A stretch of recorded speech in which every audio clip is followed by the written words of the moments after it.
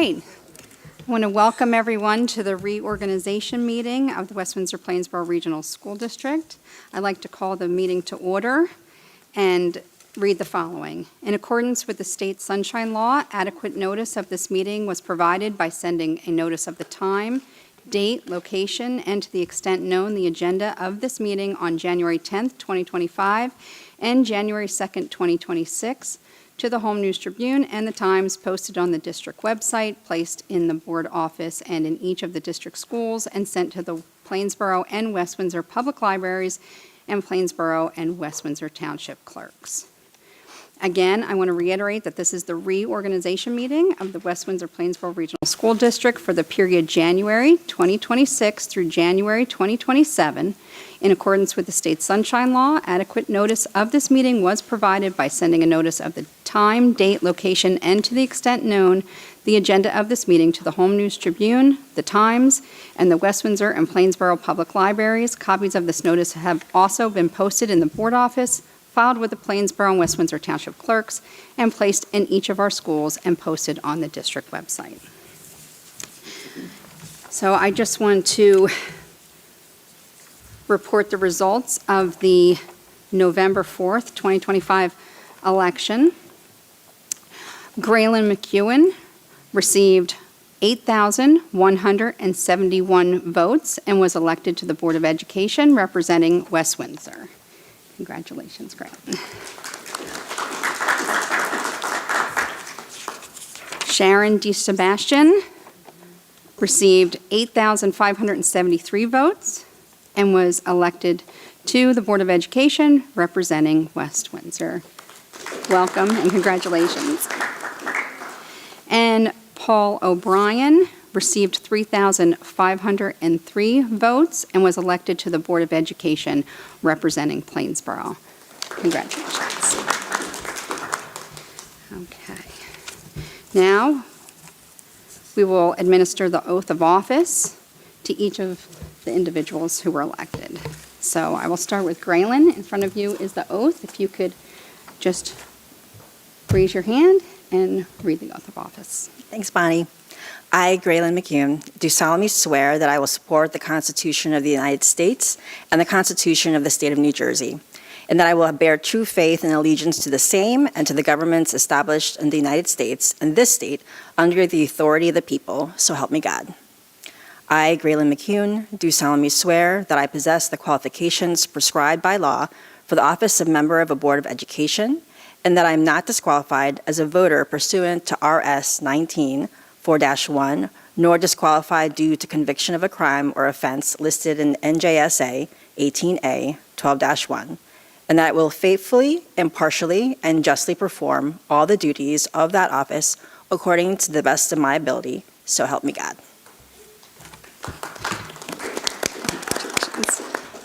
Okay, and next, Sharon DeSebastian will take the oath of office. I, Sharon DeSebastian, do solemnly swear that I will support the Constitution of the United States and the Constitution of the State of New Jersey, and that I will bear true faith and allegiance to the same and to the government established in the United States. Thank you. Of this state, and under the authority of the people, so help me God. I, Sharon DeSebastian, do solemnly swear or affirm that I possess the qualifications prescribed by law for the office of a member of a Board of Education, and that I am not disqualified as a voter pursuant to RS 19-4-1, nor disqualified due to conviction of a crime or offense listed in NJSA 18A 12-1, and that I will faithfully, impartially, and justly perform all of the duties of the office according to the best of my ability, so help me God. Thank you. Thank you, Sharon. And now Paul O'Brien will take the oath of office. I, Paul O'Brien, do solemnly swear that I support the Constitution of the United States and the Constitution of the State of New Jersey, and that I bear true faith and allegiance to the same and to the governments established in the United States and this state under the authority of the people, so help me God. I, Paul O'Brien, do solemnly swear that I possess the qualifications prescribed by law for the office of a member of Board of Education, and I am not disqualified due to a voter as a voter pursuant to RS 19-4-1, 4-1, nor disqualified due to conviction of a crime or offense listed in NJSA 18A 12-1, and that I will faithfully, impartially, and justly perform all the duties of that office according to the best of my ability, so help me God. Thank you. Okay. Now that we have everyone sworn in, we will now vote for president. So I will take nominations for president for the Board of Education. Loy. I'd like to nominate Graylin McCune. She's done a really great job this past year leading the board and being the voice of the board and always taking our thoughts and our words into consideration. So for the next year, I think Graylin would do a fabulous job, so I'd like to nominate her for this upcoming year as president. Okay. Do I have a second on that nomination? Okay. All right. Are there any other nominations for president? Okay. Seeing none, then I'm going to put a vote to the board to vote for Graylin McEwen as president of the Board of Education. When I call your name, if you agree that Graylin McEwen should be president of the Board of Education, please say yes. So, Ms. DeSebastian. Yes. Ms. George Tenera. Yes. Ms. Krug. Yes. Ms. McEwen. Yes. Ms. Maliga. Yes. Mr. O'Brien. Yes. Ms. Shaw. Yes. And Ms. Shetty. Yes. Okay, congratulations. Graylin, board president. And I will now turn the meeting over to the board president. Thank you, Bonnie, and thank you, everybody, for your vote of support. And, well, thank you guys for all your support. And speaking of support, thank you to my husband and kids who are sitting in the audience, because he holds down the fort whenever I have to do board business. So thank you.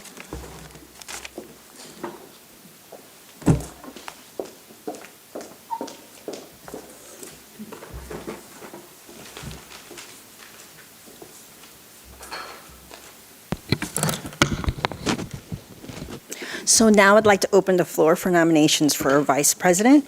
Do we have a nomination for vice president? Hi. I'd like to nominate Pooja Bansal for vice president. I think Pooja has done a great job in the last year of being a leader and a liaison for the rest of the board, and I think she would continue to do an excellent job. Thank you. Do you have a second on that nomination? Yes, I second. Thanks, Shweta. Do you have any other nominations on the floor?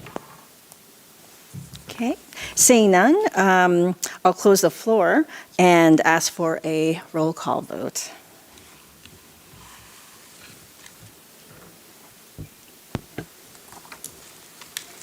Okay, Ms. DeSebastian. Oh, I'm sorry. I'm asking for a roll call vote on nominating Pooja Bansal electing Pooja Bansal to the office of vice president of the board.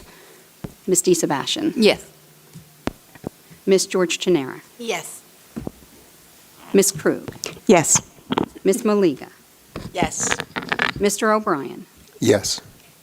Ms. Shaw. Yes. Ms. Shetty. Yes. And Ms. McEwen. Yes. Congratulations to Ms. Pooja Bansal for being elected vice president. So Pooja is sick tonight, so she couldn't be here, but she is aware of the nomination and she is very happy to accept it. So hope you feel better, Pooja. And as part of our reorganization, there are several items to vote on to continue the regular business of the school district. So can I get a motion for items numbers 7 through 34? Dana and Shweta. Any questions or comments? And I'll ask for another roll call vote.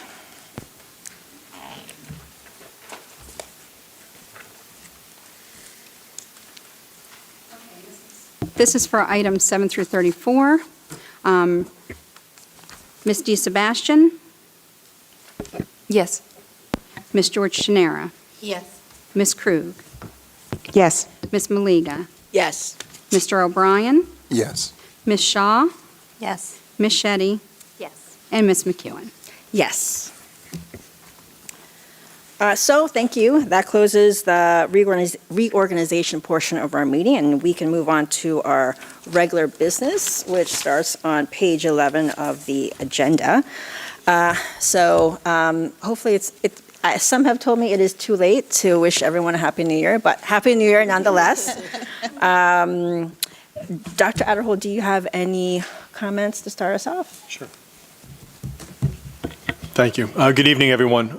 And again, Happy New Year, and welcome back to the start of the 2026 second half of the school year. Tonight, I just want to recognize that there's a resolution within the agenda portion for School Board Recognition Month. And I'm just going to take a moment just to read that resolution. January School Board Recognition Month in New Jersey, and the district would like to acknowledge with gratitude the school board members for their contributions to the success of the district and our students for the time they volunteer to set policy, oversee the operations in our schools, and to recognize the following resolution. Whereas January is School Board Recognition Month, a time that all residents might acknowledge the contributions made by our local school board members, and whereas the West Windsor-Plainsboro Regional School District Board of Education is one of more than 581 local school boards in New Jersey who sets policies and oversees operations for public school districts, and whereas the West Windsor-Plainsboro Regional School District Board of Education embraces the goals of high-quality education for all New Jersey public schools students, and whereas New Jersey's local school board members who receive no remuneration for their service act as advocates for public school students as they work with administrators, teachers, and parents for the betterment of public education, and whereas Board of Education strive to provide the resources necessary to meet the needs of all students, and whereas boards of education provides accountability to the public, they communicate the needs of the school district to the public, and they convey to the school administrators the public's expectations for the schools. Now therefore be it resolved that we recognize January School Board Recognition Month and honor the members of the Board of Education here tonight, Pooja and also Louisa for her service as she's just exited the board in December. We thank all of you for your service to our community and the work you do on behalf of our students and our staff. So thank you to the members of our Board of Education. Thank you. Okay, thank you, Dr. Adderhold. It's such a lovely recognition. So now I'm going to turn it to our student representatives for a report. Tonight we have, from High School South, we have Logan Klein. We're missing Anissa Samo, but hopefully she'll be able to join us next week. North, sorry, did I say South? Oh, my bad. You know what? It was the green hoodie that threw me off. I'm very color-coded, so I apologize. And from High School South, we have Anna Chen and Alice Nadochi. So I'm not sure who's going to start off today. Perfect. Okay. So, hello everyone. We hope you all had a relaxing winter break and a happy new year. A lot happened at South before we headed into break, and we're excited to highlight some moments. We'd like to start off by giving a huge thank you to one of South's gym teachers, Lisa Hayden, and her work with the Pirates United team. Thanks to her incredible efforts on the holiday drive, over $2,600 in gift cards were distributed to South families, along with a truckload of coats, toys, and stuffed animals donated to PEI kids. This was an amazing example of our school community coming together to support others. Next, we'd like to move on to our music department, who closed out the semester on a high note with their winter and holiday concerts. The concerts were a fantastic way to sail into winter break, featuring performances from our band, choir, and orchestra. We'd like to thank our music department for all their planning and preparation. In addition, our jazz ensemble performed at Quaker Bridge Mall before break, spreading some holiday spirit beyond our school walls. Our student council wrapped up 2025 with an exciting Spirit Week and a memorable winter pep rally. Thank you to our student council advisor, Mr. Coburn, and all of Stuco for organizing such a fun week. The pep rally featured performances from our pep band and dance teams, as well as introductions for a winter sports team and a variety of competitive relay races. The grand finale of juniors versus seniors tug of war was definitely a highlight, and some events such as Hungry Hippos and Mattress Run may have introduced new traditions for years to come. Over winter break, our athletic teams were busy and saw great success. Congratulations to our swim coaches, Miss Bidwell, Miss Riley, and Miss Peegs, as well as the Pirate swim team for their win at the Pirate Invitational. Girls basketball also had a strong showing, going 2-0 at the WWP Holiday Classic. Academically, peer and staff-led tutoring programs officially began just before break. Students can partake in these helpful opportunities during school and after school. Thankfully, seniors are finishing their college applications for the regular decision rounds and will continue hearing back from their early applications. We would like to give a shout out to our teachers and counselors who wrote recommendations and advised students during these times. Looking ahead to the end of January, our first semester will begin wrapping up and counselors will begin introducing the next school year. On January 21st, they will lead the Program of Studies session for rising freshmen, followed by sessions for grades 10 to 12. For our arts and clubs, South and Grover music departments will collaborate for the Building Bridges Music Festival. China Night is in the works, and North and South Chinese clubs will get together to hold their annual event on February 20th. Lastly, our spring musical is set to run from February 26th through the 28th. Our students are excited for the second Basketball North and South Showdown that will take place on January 27th at North. And as South continues to stay busy with their academics, clubs, arts, and athletics, we are excited to see what the rest of the marking period will bring. And now we would like to pass it on to North. Thank you. I wish the whole board had a great new year. Now, to start off, our students are officially back from winter break, hopefully well rested and ready for school. The High School North Freshman and Sophomore Student Council also held their winter pep rally on the Tuesday before break. Students had the opportunity to compete in games from dodgeball, relay races, and of course, our traditional tug of war. Congrats to the seniors who brought home the win. During break, many of our seniors wrapped up regular decision applications for college, and we are wishing them luck. Our winter sports are now in full swing, with many of our teams experiencing a lot of success. Most recently, the girls' basketball team had their senior night against South Hunterdon yesterday. Congratulations to their team on their win and to the seniors. Tomorrow, our student council is attending the NJSAC Winter Conference. We will be wishing our own representative, Kushi Maheshwari, a great end to her term, serving as the NJASC 2025 State Secretary. Our peer leaders are continuing with their second semester freshman group this week. Freshman group helps build community among the freshmen, allowing for them to ask any questions they have on their mind. Additionally, the prom shop will be open to WWP juniors and seniors on Saturday, January 24th, 2026. Special thanks to Senora Z and Miss McCarthy for organizing this opportunity for students. Thank you. Thank you, guys. Just when I thought it was going to be a light report because of winter break, you guys just keep active and busy. So thank you so much. Thank you for coming out tonight and giving us this report. We really do appreciate it. So have a good night. If you want to sneak out. And now we're going to turn over to. I will open the floor and invite our board attorney, Mr. Jeff Kachese, to give our annual ethics training. Yeah. You have two options. You have many microphone options.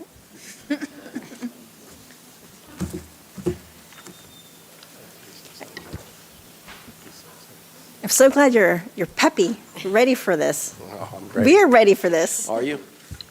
We are. Well, sure I got this. I'm sure you're all excited.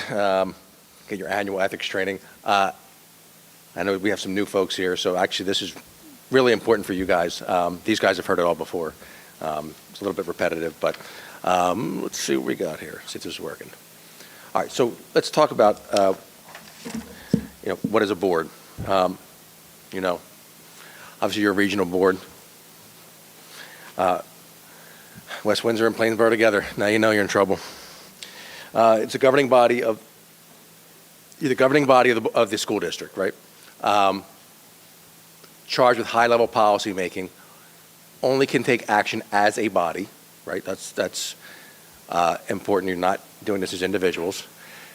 So you have limited decision-making authority, and you may not administer the schools. You can't engage if you have a conflict of interest, and this is all governed by the School Ethics Act and the Code of Ethics for school board members. So this is like a high-level overview of what your role as a board, and we'll get into the detail.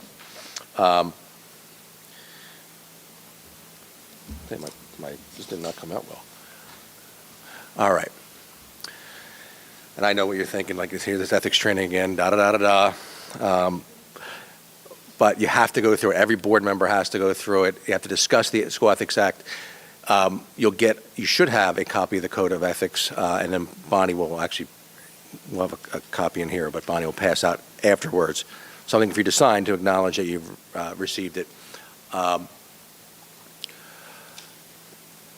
that's the main part of it. It's 6A is a regulation, requires that you receive this training once a year. As you'll see in another slide, doesn't replace your annual board training. So, like I said, Bonnie was going to pass this out later. You can't try to wiggle out of it, so make sure you sign it. But the act itself, right? This is the important stuff. This is what you have to know. And I don't want to read at you. We highlighted some things that we think are important. The one thing that's really kind of stands out to me is that you have the public trust, right? So it's not actually, it goes beyond just the conduct, right? So you may engage in conduct that you don't think it violates the act, but the question becomes, does it give a justifiable impression among the public that trust is being violated? So it's not just your conduct and what your intent is, it's what impression do you give the public by that conduct.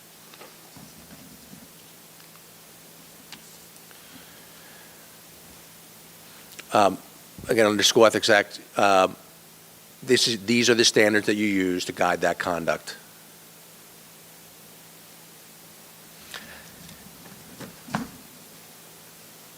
So just so you understand, we're going to talk about the Ethics Act, right? What happens if you violate the Ethics Act? You have the School Ethics Commission. Complaints can be filed. If complaints can be filed, there's certain levels of discipline that can occur. You get reprimand, it's like your slap on the wrist. Censure, which the board actually has to read something in public about the conduct. You can be suspended or actually removed. I mean, you can get a censure, suspension, removal for a first offense, but that's typically for chronic offenders.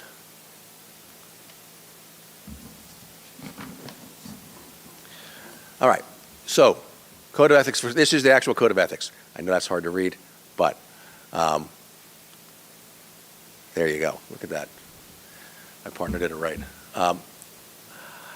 Again, I don't want to read at you, but it is important to know these. So it says, I will uphold and enforce all laws, rules, and regulations of the State Board of Education and court orders pertaining to schools.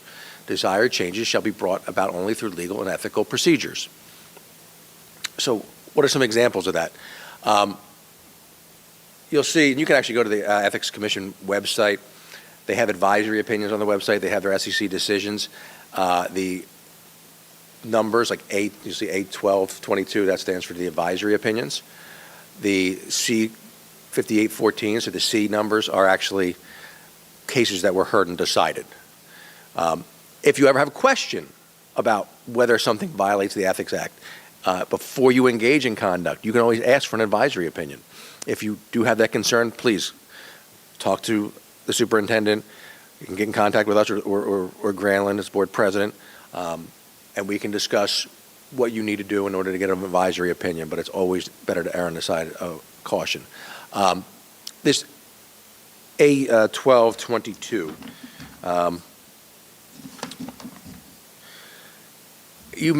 some of you may remember when they had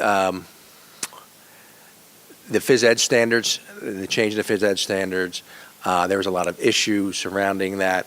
Sorry,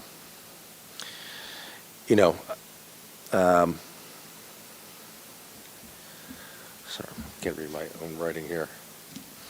So there was a lot of issues surrounding that. This was the advisory opinion that came out, where the SEC advised that because it was the law, because the board by law had to adopt the curriculum, whether you agree with it or not, if you didn't do it, the whole entire board could be in violation of the Ethics Act. I know that wasn't an issue here. I mean, there's so much drama in WWP, they don't need this. But it was a big issue in a lot of districts. The SEC decision C-5814, board member violated the code by trying to issue a rice notice to a district employee without following the proper legal procedures of seeking board authority or consulting with the board. So, for the new folks here who don't know what a rice notice is, it's just a letter that goes to an employee to say, the board may discuss you and your employment in executive session, gives them the option to have it in public.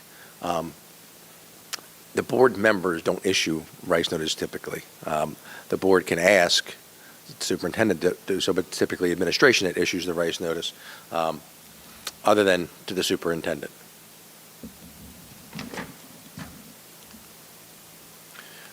Okay. So,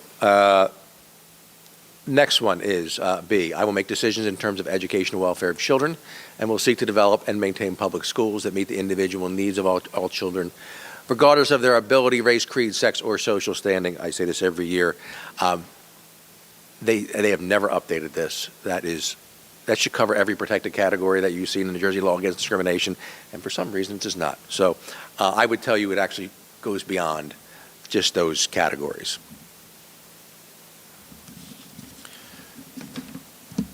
I love that picture. Your job on the board generally, right? It's to support the kids. I mean, that's what you're here for. You're here for the kids. The kids always come first, and that's what you got to keep in your mind as board members. This is an advisory opinion. This is an example of the SEC's position on this. Conflicted board members could not participate in any manner related to the search, hiring, or selection of criteria, job description, or vote to advertise relating to the hire of a new superintendent, as their decision-making abilities may not be focused on the educational welfare of the children, but rather their relationship with the board employees in the district. So that's like a conflict of interest standard. If you have some relationship with someone in the district, familial typically, then I've had situations where some people are like, it's my cousin who works in the district, or even an aunt or uncle, and say, I've never talked to them in my life. I've never even met them. Does it give a justifiable impression, though? Right? That's what you got to, you may not have ever met them, but it will give that impression. So that's where you got to be concerned about the conflicts.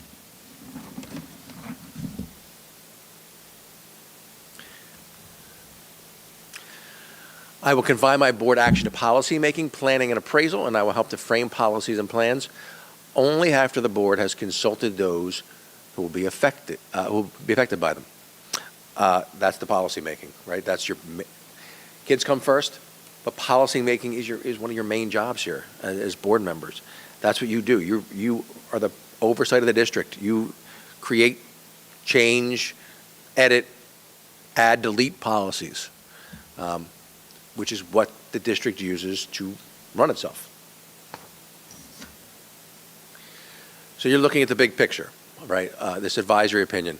A board member would violate the code by volunteering for a school club where a member had contact with and control of students, personnel, resources, and administration, as well as received orders from district personnel and administration. BLE member would fail to combine their actions to policy making, planning, and appraisal. This topic comes up a lot, volunteering. This is something we always say, let's look at the set of facts. We actually prefer you come to us, it's better to be proactive than reactive, and ask the question. And sometimes you may need an advisory opinion on something like this because it's very fact sensitive. But that's the general standard they're talking about. The general standard is, are you going to have control of students, of personnel, of resources, of administration? Are you going to appear like you're supervising, for lack of a better term?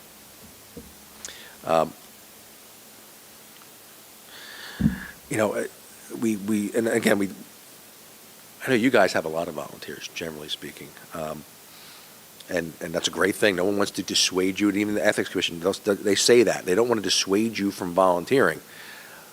But you have to remember your role as a board member. I mean, you may be helping kids get ready for homecoming, right? Say we're just having fun. We don't care. We see. The kids are young, wild, and free, right? They may, and you may see something you don't like, and you may want to correct them. But that's not your job. You're a board member, right?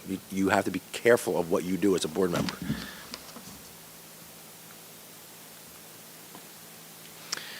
So this is another advisory opinion regarding volunteering. And again, I don't want to overstate it. If you are volunteering and you have questions, please ask us. I don't want you to be too laid back about it. You should question it, and we don't want you to vote or put yourself in a position where you may have an ethical issue. You may not think you do, but you should ask the question. So if you're volunteering and it may give that justifiable impression, drop it like it's hot. Don't even worry about it.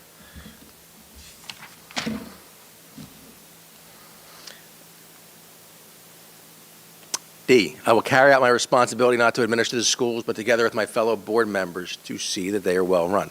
It's another biggie. You don't administer the schools. That's administration's job. You may say it's kind of hard being a board member, right? And it can be. People, when they first get on the board, don't realize you're not involved in day-to-day operations. You're here to oversee, not to administer. Leave the administering to the administration. So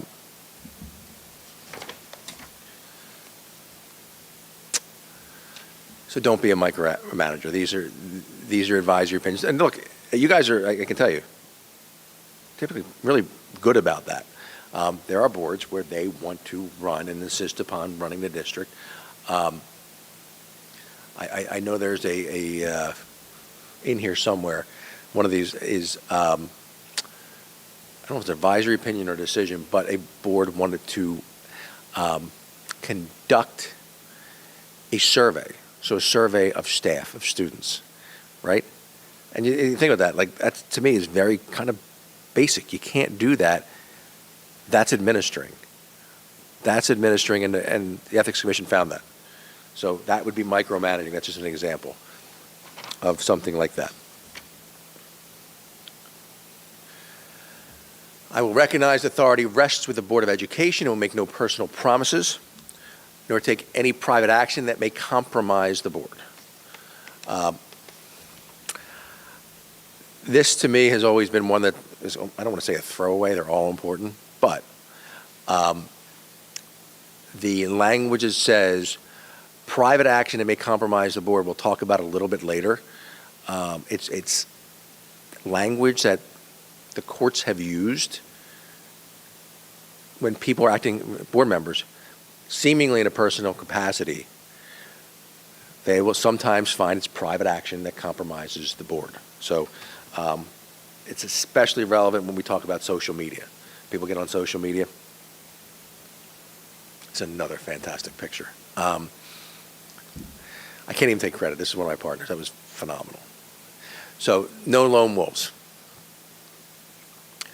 This is C-2516, a BOE member with procedural concerns about the superintendent's contract wanted to file a petition of appeal to the Commissioner of Education regarding their individual concerns. Board attorney advised the BOE member could not do this without the support of the majority of the board, but the member filed anyway. The School Ethics Commission found that the board member violated the code by instituting proceeding adverse to the board and taking personal action that compromises the board. Board members, you can't sue yourself, right? You can't sue the board. That's, quite honestly, you're automatically kind of kicked off the board for that.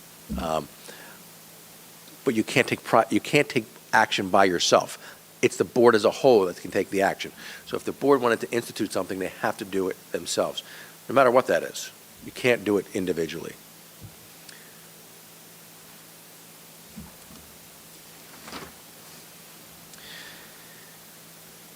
So no promises. BOE members violated the code of ethics by making personal promises to a candidate for assistant superintendent that they would recommend his appointment and resolve a contract issue. These promises had the potential to compromise the board. You say, who would do that, right? Like, it happens, though. You have these board members that are kind of creeping and crawling behind the scenes and doing things that they shouldn't be doing. I mean, this type of stuff happens every day.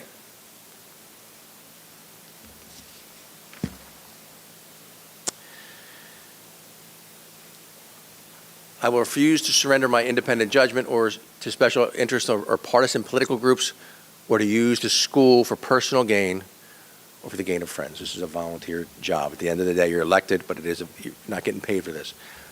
But not everybody looks at it that way. Some people have their mind on their money and their money on their mind.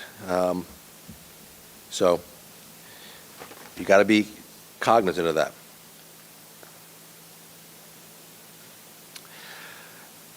It's not about me. I love the pictures. Sorry. C3614. The BOE member must make clear that any endorsement of a candidate for election to the board is only as a private individual and specifically state that endorsement is not in their capacity as a BOE member and or on behalf of the board. We do get this once in a while, right? It's innocuous, right? You don't mean to do this. Maybe you're on Facebook and you have a candidate that you want to support and you put it out there. Another board member, you think they're great, you want to support them. You have to put a disclaimer. That's really important when you are putting anything in writing, really, that relates to the Board of Education. You have to put a disclaimer that this is in your individual capacity, not in your capacity as a board member. So just be cognizant of that.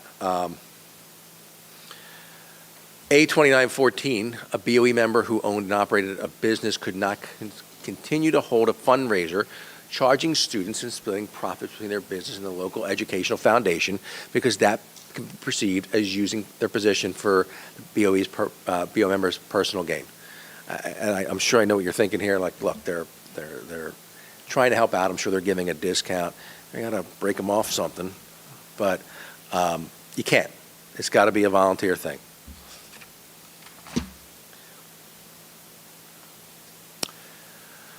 I will hold confidential all matters pertaining to the schools which, if disclosed, would needlessly injure individuals of the schools. In all other matters, I will provide accurate information and, in concert with my fellow board members, interpret to the staff the aspirations of the community for its school. It's another biggie. You have a very highly confidential position. We have executive session for a reason. You're privy to confidential information that, if it gets out, can harm individuals, can harm the school district, can harm the board, the community. You have to keep things confidential. Personnel matters, everything of that nature. I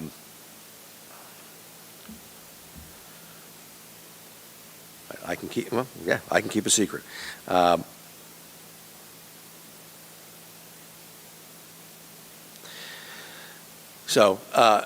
A3414, BOE member could continue to be a freelance journalist but cannot report on a board issue and must ensure that no information that was discussed solely in the BOE executive session is disclosed.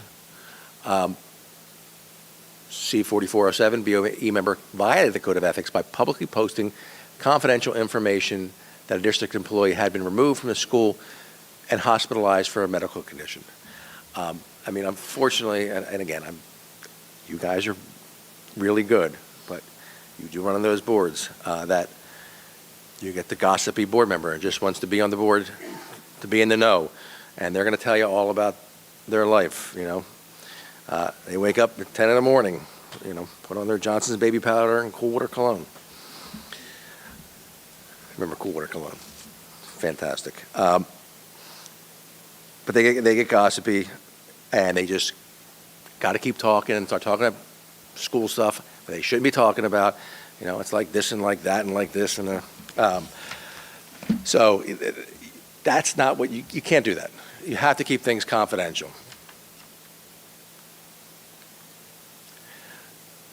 I will vote to appoint the best qualified personnel available after consideration of the recommendation of the Chief Administrative Officer.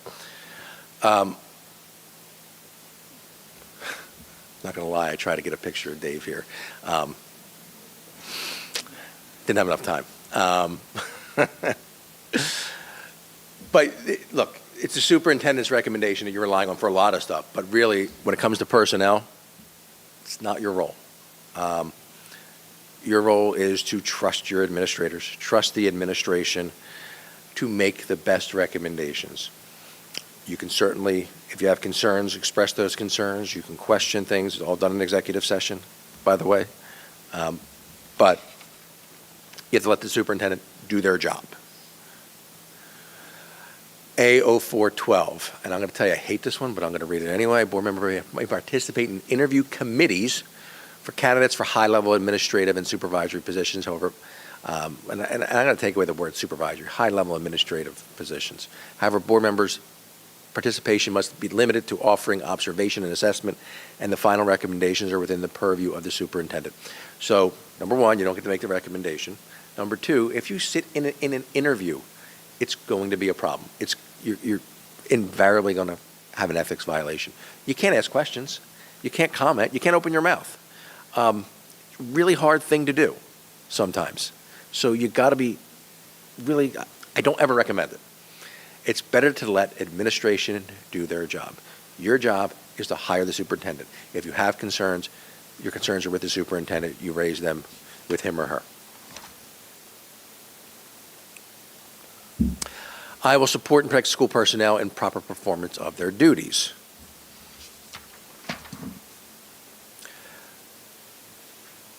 Thank you for your support. I don't know if you remember these guys. This is a commercial. Come on. You got to remember. Bartles and James? I don't even know what's in that. It's probably like gin and juice or something. I don't know. But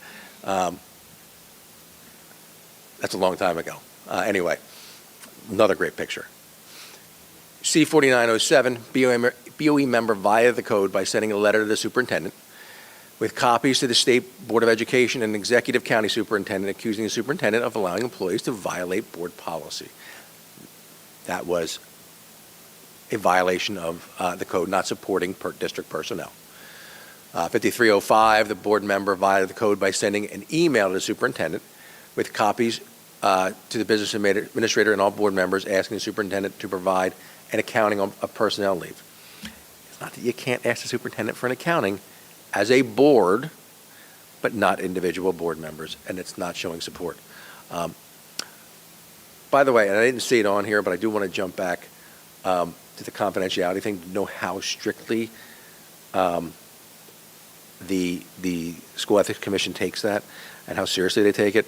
I don't know that it was in here, but there is a decision where a board member was reprimanded for sending an email to the board and accidentally hit reply all and copied a community member.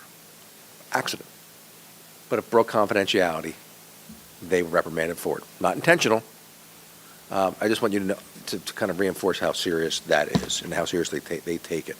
Not meaning to jump back there, but. J, I will refer all complaints to the Chief Administrative Officer and will act on the complaints at the public meeting only after failure of an administrative position. So, you know, this is one of those things, and you'll see the cases. I mean, you got to use proper channels. You can't go, you have an issue with the principal, or you hear there's a problem with the principal. You can't go to that principal and say, hey, this individual from the community has a problem with you. You know, and you may say, well, look, everyone does it. It's a WWP thing. Like, but you can't, as board members, you can't do that. You have a different role. You can't, you have to, everything has to go to the Chief Administrative Officer. Everything goes to Dave. Community members will come up to you. They will lodge complaints with you, and you just have to tell them, I'm going to refer it to the Chief Administrative Officer. I'm going to refer it to the superintendent. Can't refer it to the principal, can't refer it to anybody else. You can tell them to follow the chain of command, but you can't refer it to anybody other than the superintendent.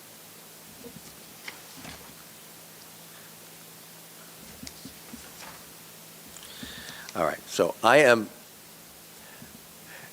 going to go quickly through this. Conflicts of interest.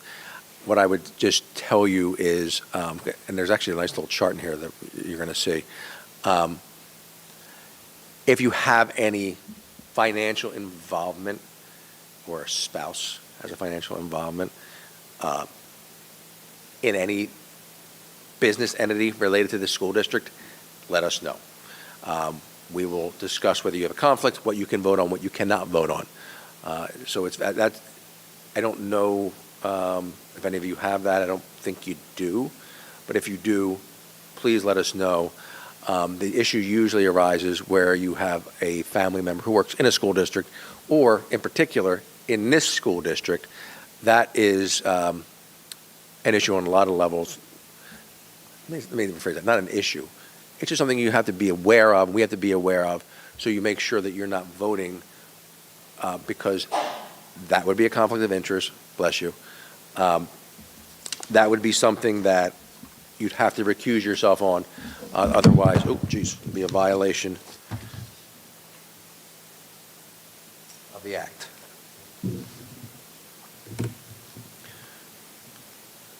All right, this is the list I was talking about. I think this is a great list for definition of a relative.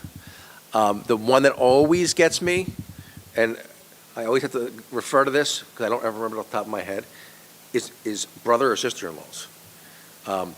Whether that's a conflict, because if you look up there, let's see, let me find it here. The spouse's sibling, I believe, is not the conflict. Let's see, where brothers or sister's spouse. That's a no. See, I thought to refer to this.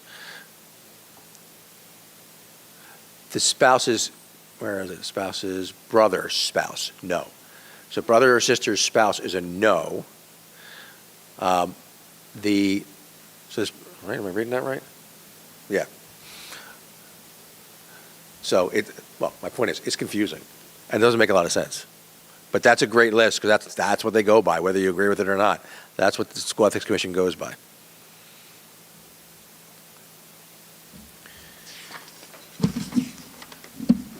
Excuse me. This is another advisory opinion example. When a spouse is employed as a substitute teacher in the district, a BOE member may not participate in any personnel matters for anyone in the chain of command over the spouse. So if you have a relative in district, anyone in that chain of command, you can't vote on anything related to them. Sometimes it becomes a problem because it's very innocuous sometimes, and if you don't have enough votes, for lack of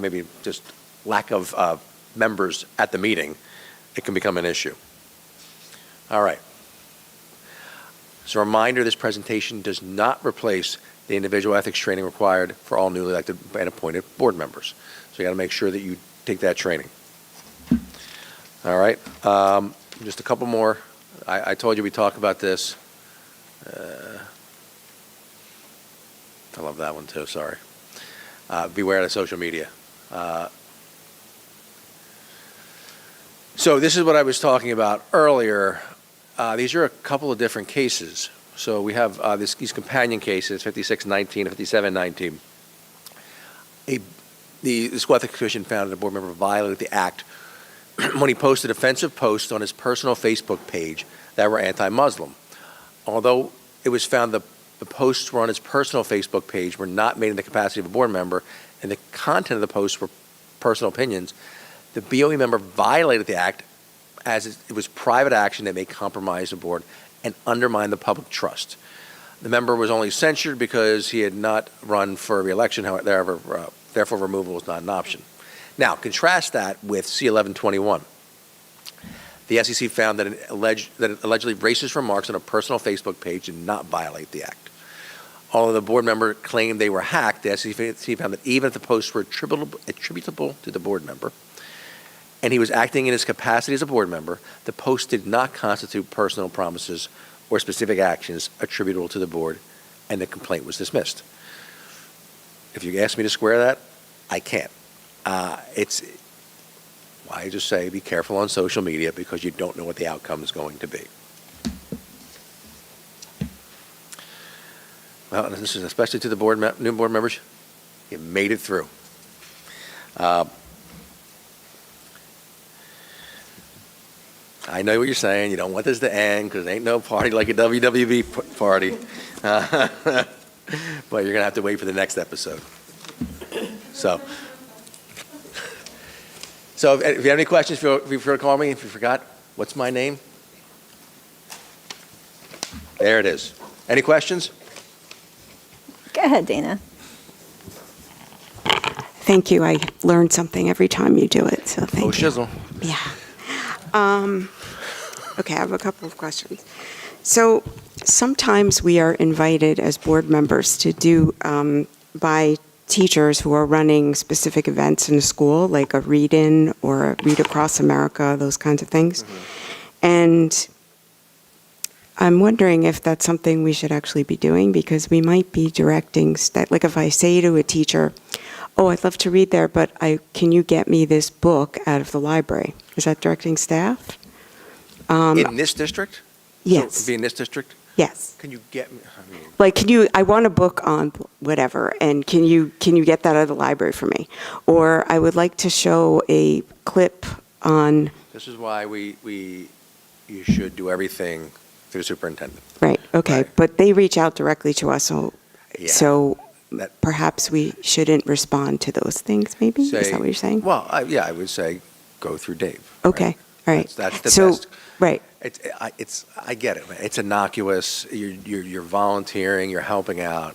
It shouldn't be that difficult. But to protect yourself, yeah, you probably should say, love to do it, love to be involved. Got to run it through superintendent because I am a board member. okay. Well, I just want to make sure, like, if let's say I said, oh, could you have a projector in the room because I want to show a clip from, a YouTube clip, am I directing staff? Well, like I said, that's why I would coordinate it. Okay. You shouldn't be coordinating it, right? That should Okay. go through superintendent. And then I have a question about politics, because we often get issues with that. Okay. So let's say that on a personal level, a board member went to a political candidate's event, while they were running for office. And maybe your photo was taken with the candidate, and then the candidate posted it on social media that maybe looked like you or the board were supporting this candidate. How do you handle something like that? Like, if you go to an event, should you say, do not take pictures with me? Do not post pictures of me with you? So that's a more complex question than you probably think. Yes, it is. You don't leave your First Amendment rights at the door, right? Mhm. When you become a board member. However, they are restricted somewhat, right? And that's always the question we're asking. Where do you cross the line? Where do your First Amendment rights start and end as a board member? That's a very fact-specific example. So I would tell you that if someone takes a picture of you with someone else and you have no control over that, what are you going to do about it? You didn't post it. You didn't do it. You weren't putting it out there. I think it really does. Everything with that type of stuff, social media stuff especially, is really fact sensitive, and we kind of try to judge on a case-by-case basis. So that's why we tell people, come to us, ask us if you have questions, so we can get into the detail of it. In that example, as you put it, in that hypothetical, I would say it doesn't sound like it's something that would violate the act, because it's nothing that you did as a board member besides going somewhere. You have a right to support candidates if you like. Okay. Laura, do you have a question? Go for it. Thank you so much, Jeff. I also learn something new every time this presentation is done. And I think a lot of us, and I probably asked this last time, but just volunteering in the community, like that's a big thing that a lot of us do and love to do. And, maybe a tip for our new members, I usually email Mark, our attorney, or the other one, at the beginning of every year and say, hey, these are the things I'm doing. Is that okay? And then he usually comes back and he's like, yep, that's all good, good, good. But I just don't want it to be like discouraging folks from taking part in the community, because sometimes do you know what I mean? It No, seems exactly. I think and the School Ethics Commission doesn't want to, and they say that in their opinion. They don't want to discourage volunteerism. It's just that perception that you may give. So you just have to be careful. If you're volunteering in the community, that's one I mean, like thing. PTAs and coaching, it's school, when that kind of stuff. Even coaching, as long as, it's really when it comes to school district events, school district functions. I mean, they're going to be staff members who are community members as well. You might coach one of their kids. That's a different story. That's outside of the school district, right? That's, a local, typically local athletic association. That's separate. If it's a district event, if it's a play, for example, and you wanted to help with the set, and I think that is an actual case that's out there. Yeah. That can be okay, but it could be a problem depending on what you're doing. If you're just helping set up and you're taking the direction, it's less of an issue than if you are telling people how to do things or telling them what to do, right? So that's kind of the distinction. But if you're ever unsure, and Mark can't give you the answer, you can get an advisory opinion. Okay. Great, thank you. Any other questions? Were you good? Any questions from this side? Yep. All right, well, thank you, Mr. Kachese. That was very comprehensive training, and like the other board members said, we learned something new. Great examples, thank you. And that takes us to the first opportunity for public comments. The board invites thoughts and reactions on agenda items and items of concern from members of our community who are present. Each participant is asked to give his or her name and address prior to making a statement, which will be limited to 3 minutes in accordance with Board Policy 0167. All statements shall be directed to the presiding officer. This public comment period shall be limited to 60 minutes. Do either of you have a comment? Seeing none, I will move to close this public comment period. And since we don't have any committee reports, we can move on to the voting portion of our meeting. So can I get a motion for administration items numbers 1 through 3? Liz and Dana, any questions or comments from the board? Nope. Okay. Okay. Ms. George Chinera. Yes. Ms. Krug. Yes. Ms. DeSebastian. Yes. Ms. Maliga. Yes. Mr. O'Brien. Yes. Ms. Shaw. Yes. Ms. Shetty. Yes. And Ms. McEwen. Yes. We don't have any curriculum and instruction items to vote on, so can I get a motion for finance items numbers 1 through 3, as well as the blue addendum? Paul and Ajanta, any questions or comments? Okay. Mr. O'Brien. Yes. Ms. Shaw. Yes. Ms. DeSebastian. Yes. Ms. George Chinera. Yes. Ms. Krug. Yes. Ms. Maliga. Yes. Ms. Shetty. Yes. And Ms. McEwen. Yes. Can I get a motion for personnel items, item number 1, plus the green addendum? Sharon and Shweta, any questions or comments? Okay. Ms. DeSebastian. Yes. Ms. George Chinera. Yes. Ms. Krug. Yes. Ms. Maliga. Yes. Mr. O'Brien. Yes. Ms. Shaw. Yes. Ms. Shetty. Yes. And Ms. McEwen. Yes.